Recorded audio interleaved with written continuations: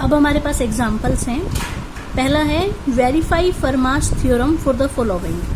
A 8 दे रखा है और P 3 दे रखा है और हमें ये चीज चेक करनी है कि फुलफिल हो रही है या नहीं। ठीक है, A 8 है, P 3 है, A और P की जीसीडी कितनी हो गई 1। सो फर्मा थ्योरम इज एप्लीकेबल। नाउ हम A की पावर P माइनस 1 निकाल के देखेंगे कि वो 1 मोड P को कॉन्ग्रुएंट है या नहीं है। A की पावर P माइनस 1, A हो गया 8, P हो गया 3, 3 माइनस 1 8 की पावर 2 64। ठीक है, 64 को हम लिख सकते हैं 1 प्लस 3 इंटू 21, ये हो गया 63, 63 प्लस 1 हो गया 64। ठीक है, तो ये हो गया 1 प्लस 21 इंटू P, 3 को हमने कह दिया P, P हमारा कितना था 3। ठीक है, तो 3 की जगह हो गया P, ये 1 उस तरफ चला गया तो A की power P minus 1 is equal to 21P।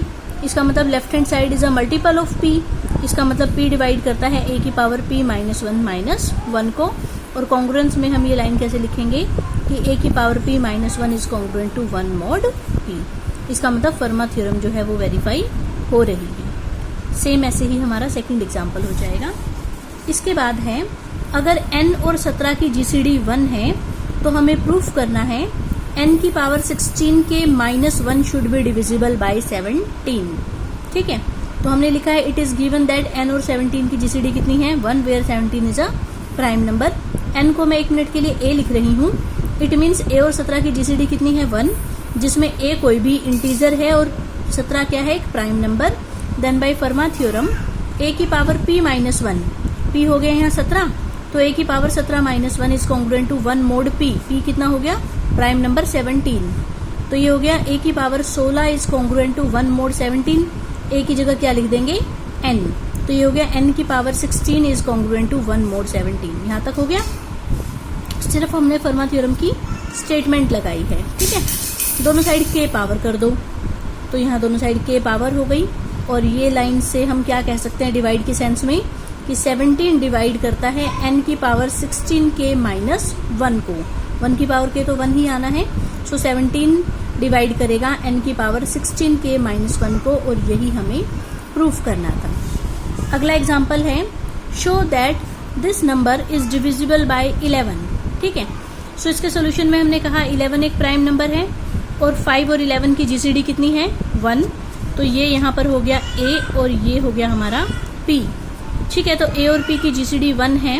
Then by Fermat theorem a की power p minus 1 is congruent to 1 mod p, तो 5 की पावर 11 माइनस 1, 5 की power 11 minus 1 this is congruent to 1 mod 11। ये हो गया 5 की power 10 is congruent to 1 mod 11।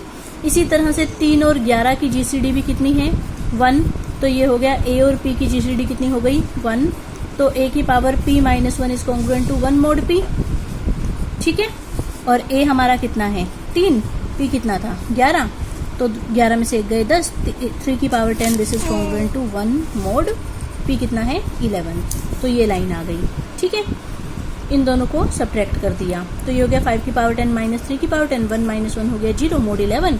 इसका मतलब 11 डिवाइड करता है दिस माइनस 0, मतलब कि 11 डिवाइड करता है इसको।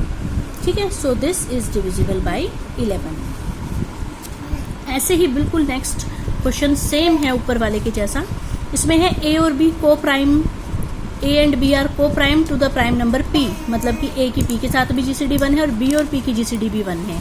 जैसे यहाँ पर 5 और 11 की जीसीडी भी 1 थी और 3 और 11 की जीसीडी भी 1 थी। यहाँ पर 5 और 3 की जगह a और b लिख दिए, 11 की जगह p लिख दिया। देन शो दैट a की power p minus 1 minus b की power p minus 1 is equal to mp। इसका मतलब this should be a multiple of p, इसका मतलब p इस नंबर को डिवाइड करना चाहिए, a की power p minus 1 minus b की पावर p माइनस 1 को। और सेम यही क्वेश्चन हमने अभी ऊपर करके दिखाया। p की जगह हो गया 11, a की जगह था 5 और b की जगह था 3 और p माइनस 1 हो गया हमारा 10। तो इसका प्रूफ बिल्कुल सेम है जैसे कि ऊपर वाले एग्जाम्पल का। ठीक है।